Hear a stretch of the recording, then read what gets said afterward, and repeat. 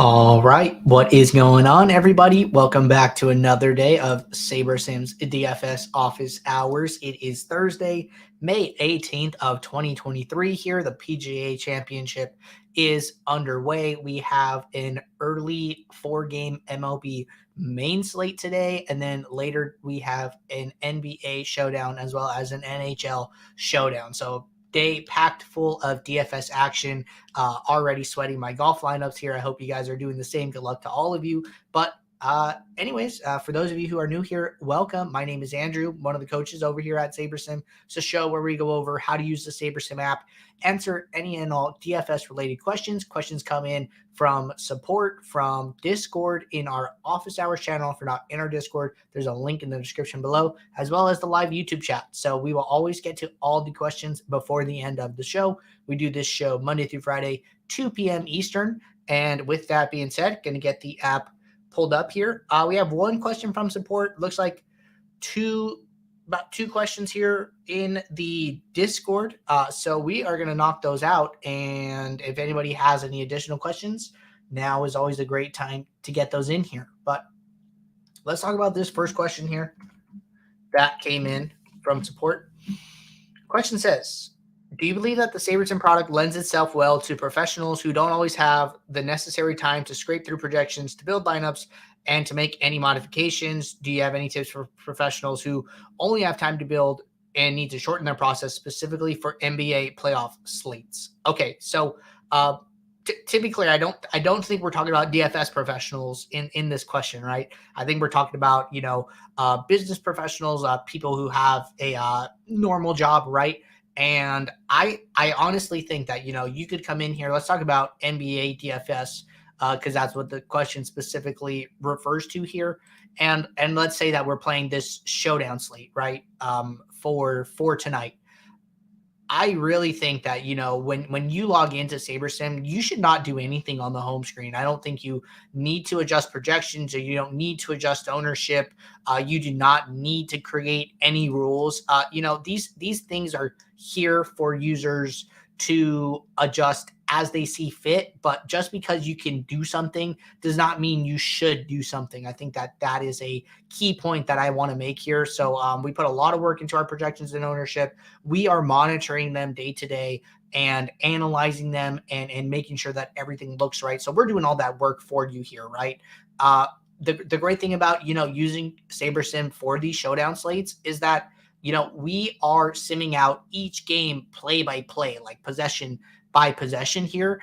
And that gives us a very good understanding of what potential range of outcomes are for the game, for players, different types of game scripts here. And then, we're doing that for you 500 times to build you a pool of strong lineups with a very accurate representation of what can happen in that game in different variations of that game here. So the only thing I like to do in the home screen, make my 2 adjustments so my lineups auto populate here, but that takes, no thinking, no thought process here. And then once I get into the post build, I am going to do some risk management here, but it's not going to take very long.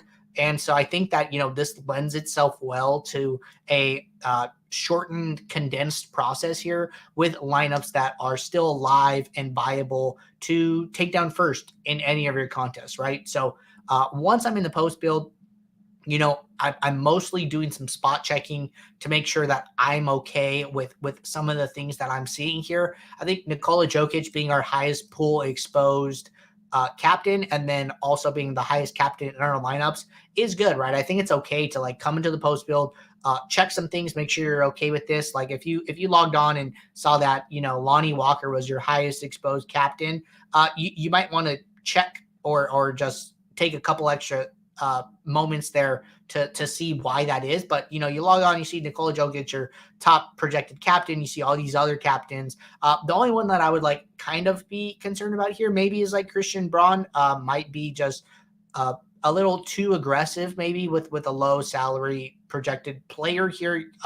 Not sure how many minutes he's going to get. I think that, if you don't have the time to do the research, maybe get rid of some of these riskier plays, right? Where you're not going to have the time to justify this play to you in your pool here, and then play some of the more well projected players here, and then that only moved us down one lineup. So we went from lineups 1 through 20 to 1 through 21 here. So I'm super comfortable with getting rid of that play if you're in a time crunch here. And then I think that, you can come and look at your utility spots. Every player that's being used in our utility is being used in at least 18% of pool lineups here. So also okay with that. And then I think that, you can jump over to your stack types. Everything looks pretty good here. A lot of closer to balanced builds, not a ton of blowouts.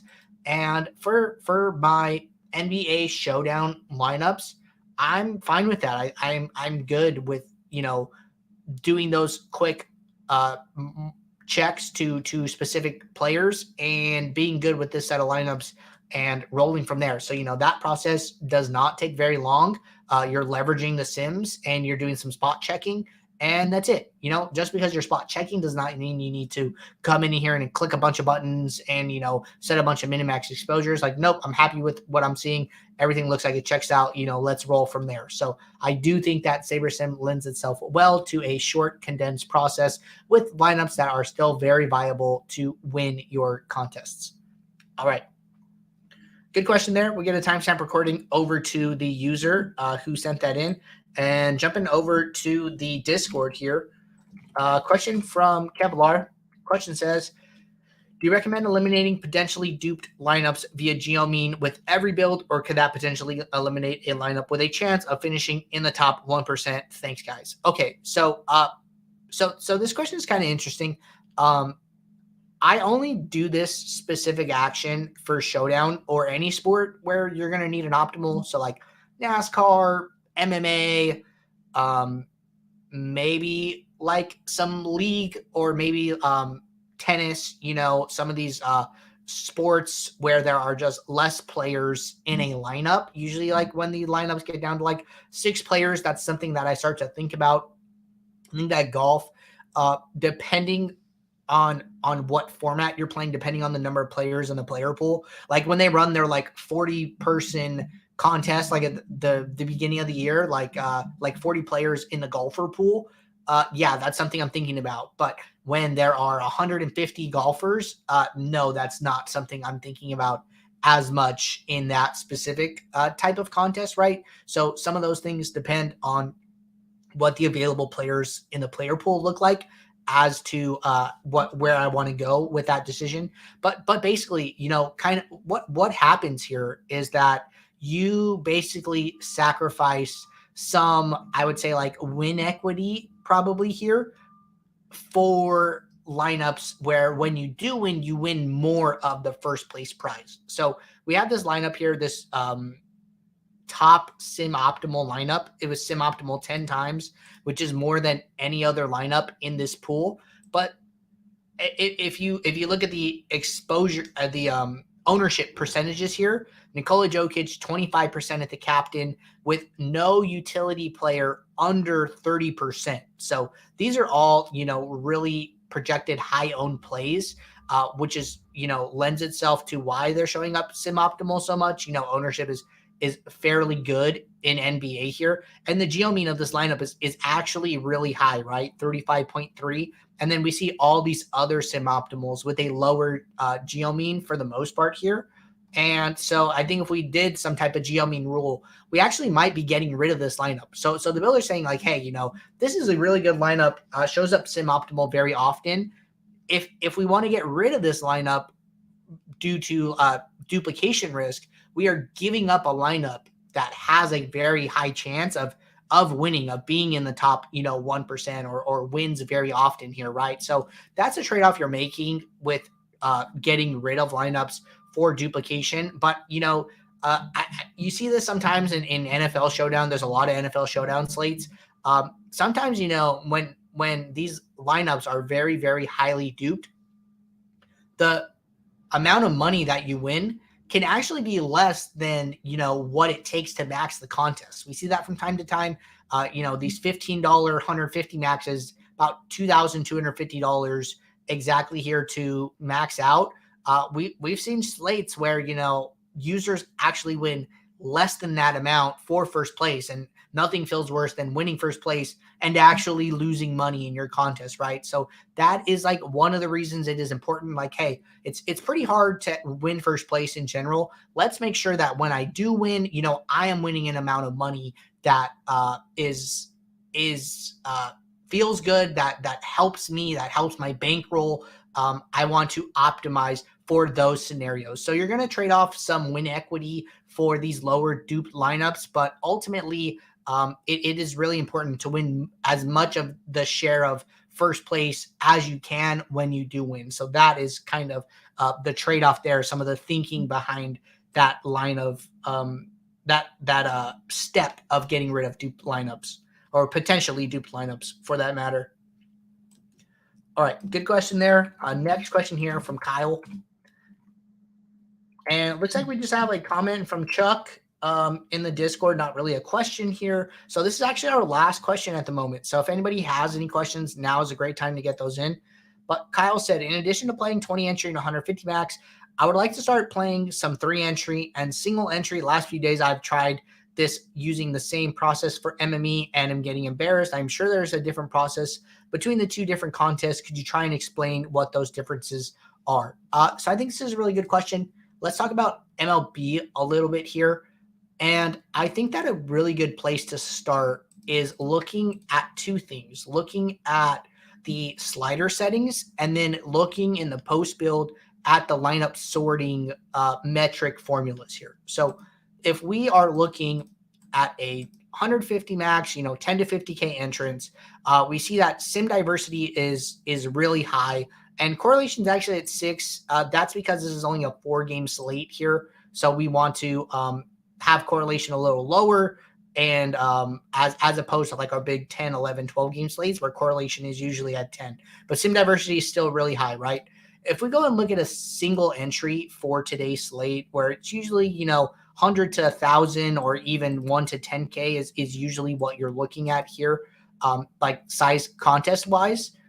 Correlation comes down even further. Sim diversity is the biggest thing that moves here from 9 to 6. So when sim diversity moves from 9 to 6, you're going to get more of the better projected plays, the plays that grade out well over a larger number of sims here. So the smaller the bucket of sims that you're pulling from the builder to build your lineups, the much different the player projections that are used can be much different from the projections that you see in the home screen. But as the bucket of sims that we use to build your lineups gets bigger, the closer that the fantasy point projections of the players in the sims is going to look closer to that mean. So, the law of large numbers basically says the bigger the sample, the closer to the theoretical mean that a number moves towards here. So if you were to flip a coin 10 times,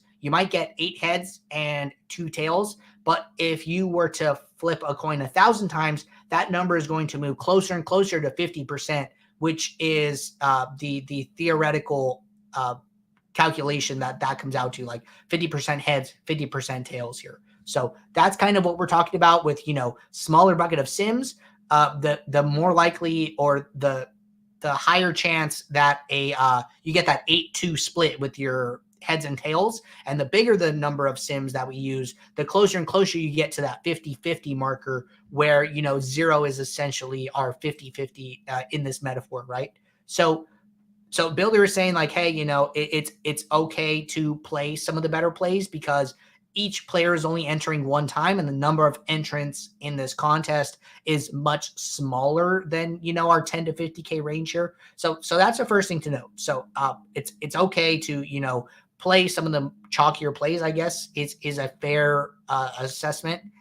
And I'm just going to run this build. We'll talk about a single entry build and how I'm kind of thinking about this here.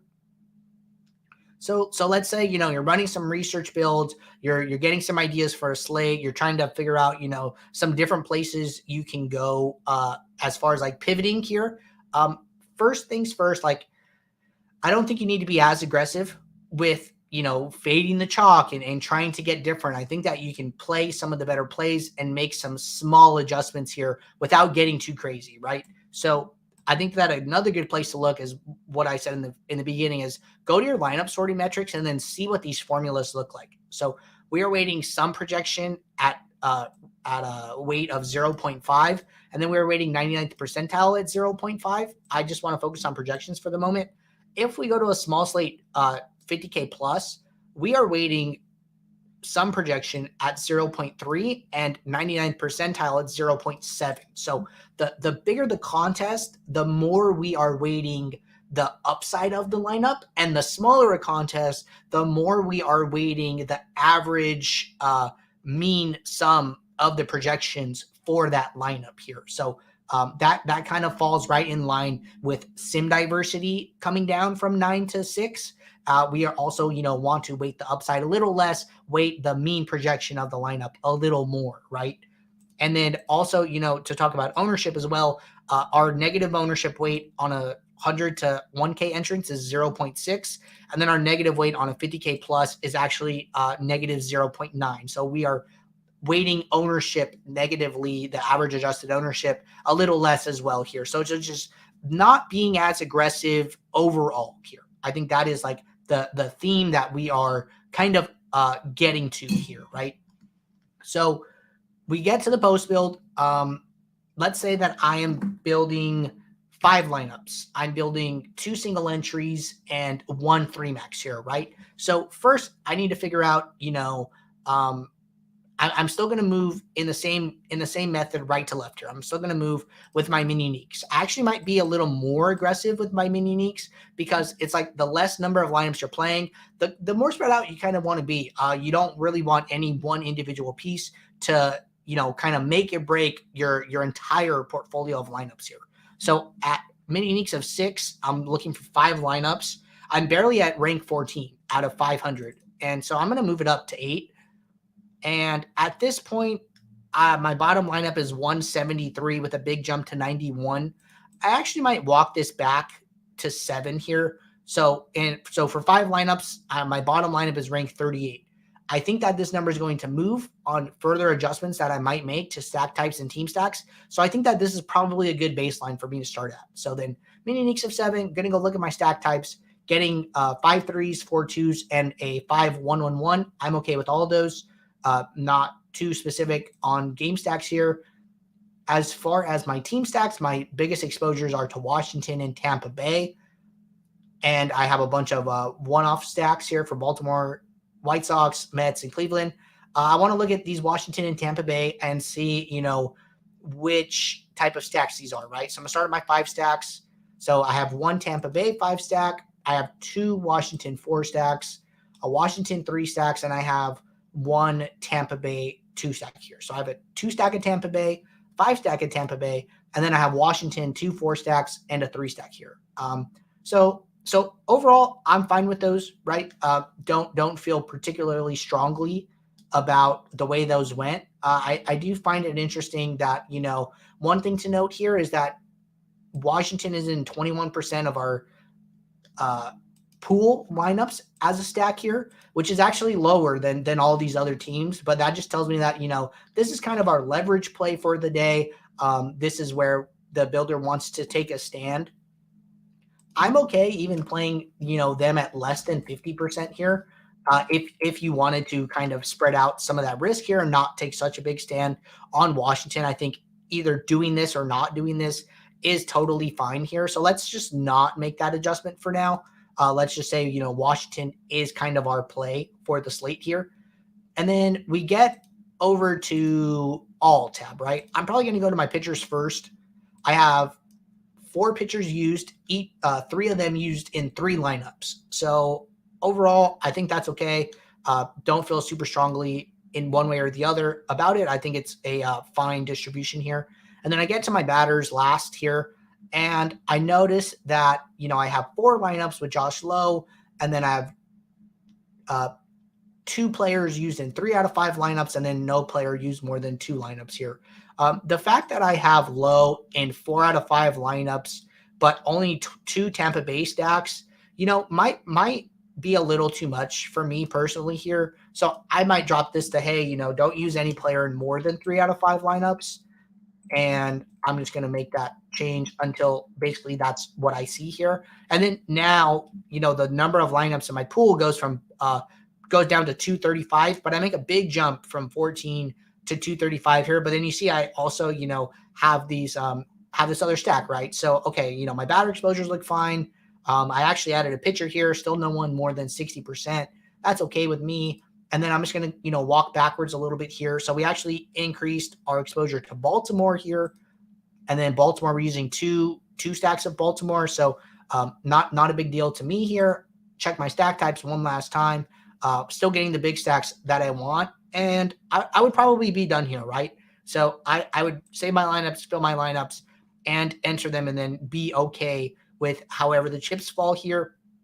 You could use whatever fill method you want. Unique rank, unique random are the two that I would suggest here. But I think that overall, your single entries in 3 max, portfolio of lineups, how you do in them is going to be is going to be higher variance than how you do in like a 20 max or 150 max, because you have one lineup in, one contest, and it doesn't give you a lot of options, right? Either like those players do well, or they do not, right?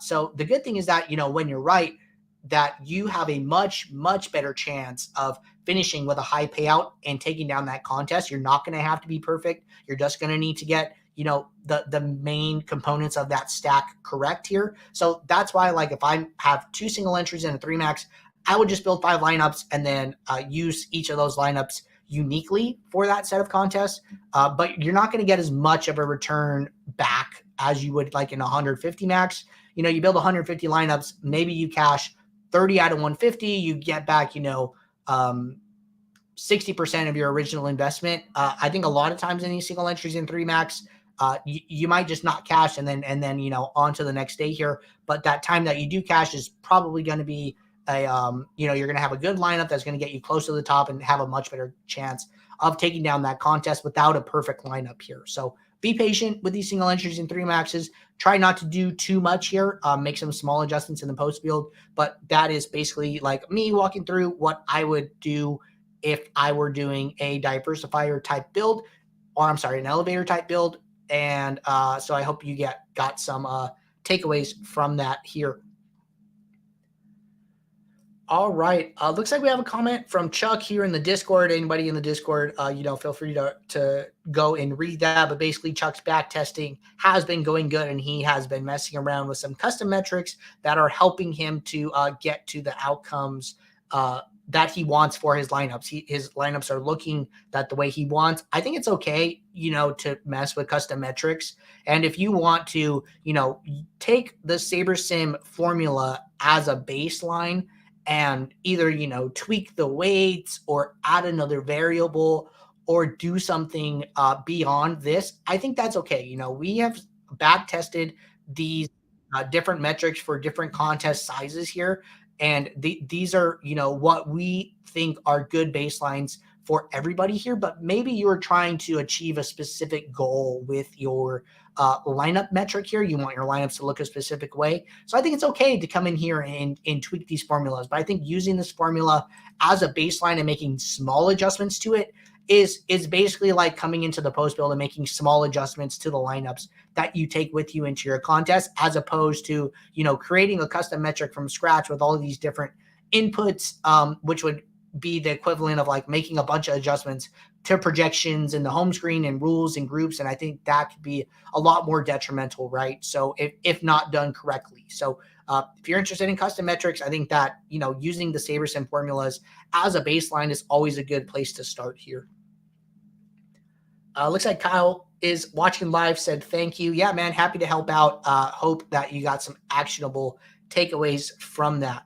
And at the moment, we are all cut up with questions. If anybody has any last questions, now is a great time to get those in here. It looks like a little conversation about Chuck's back testing going on in the Discord, but no questions here. So I am going to talk about Owner's Box really quickly, and then we'll see if any questions roll in. But if you're not playing over on Owner's Box, make sure to take advantage of the softer contests on this site and the overlay. Contests continue to overlay. You cannot beat overlaid or rake free contests. Sometimes the site is actually paying you to play. So when the contest locks and your $5 entry is cashing for $6, they're paying you $1 per entry to enter that contest. So you really cannot beat that. That is the easiest way to beat rake, is to play overlaid or no rake contests. And then if you use code SABER or SaberSim, when you sign up, you get a $500 deposit bonus, and we will track your entry fees each time you hit one of these thresholds. $3,500 in entries, $5,000 in entries, or $7,500 in entries. You can cash in on a free month of the standard plan, a free month of the pro plan, or a free month of the prop plan. You can win you can earn as many months as possible. There's no limit on the amount of credit you can earn each time you cash it in. We start you back at 0. Then we will reach back out to you once you have hit the threshold once again here. But looks like one question here before we get out of here. So I'm going to get SaberSim pulled back up. And Montero said, we're directly related to Owner's Box here. Which game should I play over on Owner's Box? Is that they all look like bad ROI. So I think that, the contests are actually pretty good here. We were able to give some feedback to the Owner's Box. I would say like a team about, what good contest sizings are and number of entries per player and some of the prize pool structure here. So we had some input on that at the beginning of the year, which was great from our eyes, trying to make that very player friendly here. But they have a 25-cent 150 max contest. They have a $1 30 max contest that they usually run. They have a $5 3 max contest. So they have some really good contests on the smaller side here that I would really recommend, taking advantage of and playing. All right. Question from Sam. Sam said, is it bad having too many metrics enabled?